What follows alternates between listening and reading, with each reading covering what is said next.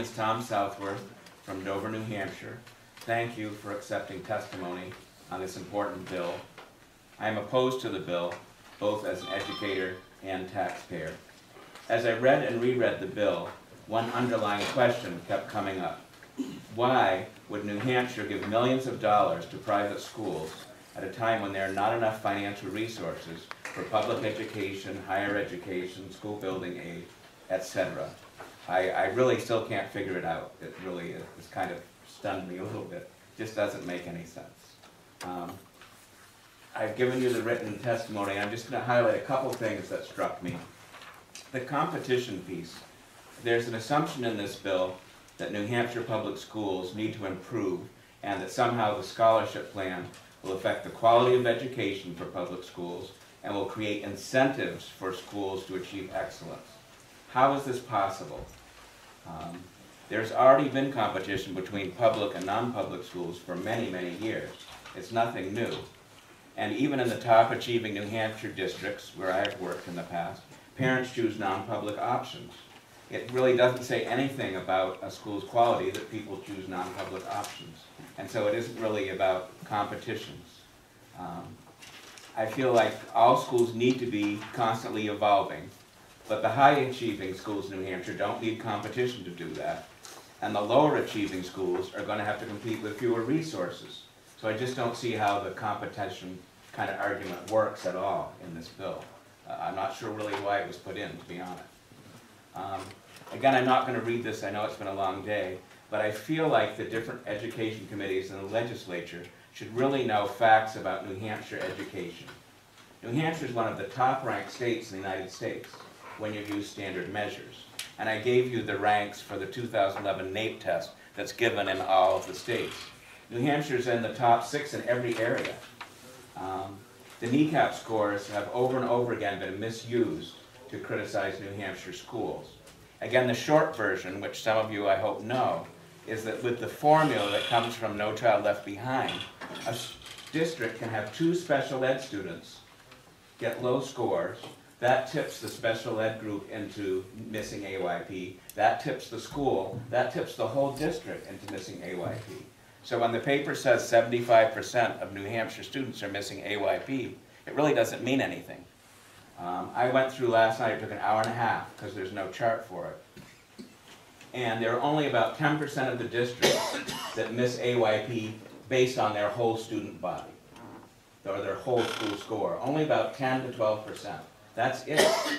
That's very good. There aren't many states that can say that. And definitely those 10 to 12 or 10 to 15% of schools need more support.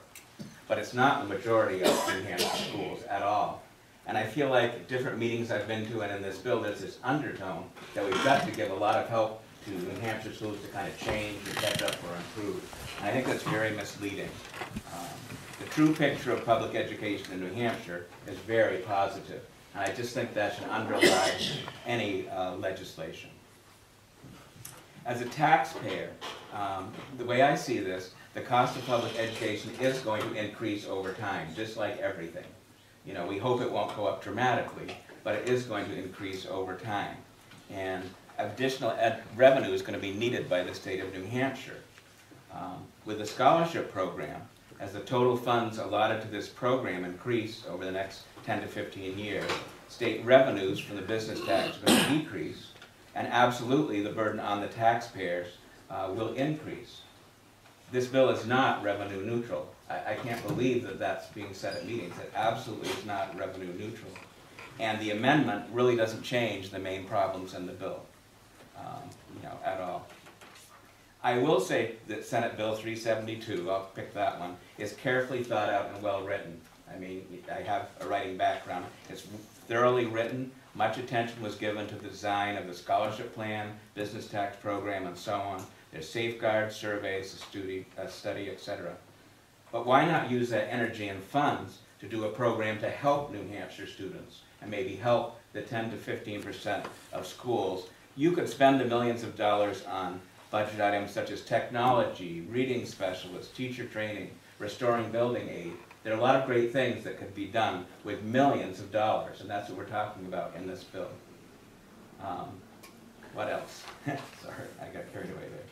Oh, I know what I was going to say. If this were a private program, and I kind of agree with the previous speaker, if this was a private program to help needy families send their children to private or parochial schools, and it wasn't state money, I would say it's a great, well-organized program. But I absolutely don't think it should take state money away from not just schools, but whatever activities. If you're taking the revenue, you're taking state money. Finally, the bill does not benefit the majority of New Hampshire children or taxpayers. It will progressively weaken financial support for public education, and it does not fit New Hampshire. Again, I'd end with my same question.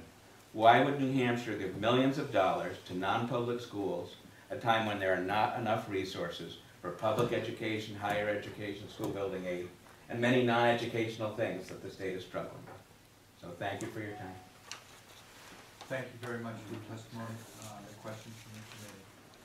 Yeah. Representative Quinn. Thank you, Mr. Chair. Just very quickly, would you support a program like the previous speaker suggested might be an idea, it's a really intriguing idea, of a grant program with money that was donated by businesses that The could only- go to schools? I would, but if it's not state money, the tricky thing is if the businesses are giving the money to that instead of the state revenue is going down, which means taxes are going up. But I would agree with their program if businesses could do it. I have a feeling they could do it and take it off their federal taxes. I don't even think they'd have to go through the state. But you could have a great, and we do, we have a foundation in the Seacoast, the Rye Education Foundation, there are a number of them around. I think it would be great to encourage that, but don't take away state money. Further questions from the committee? Seeing none, thank you for your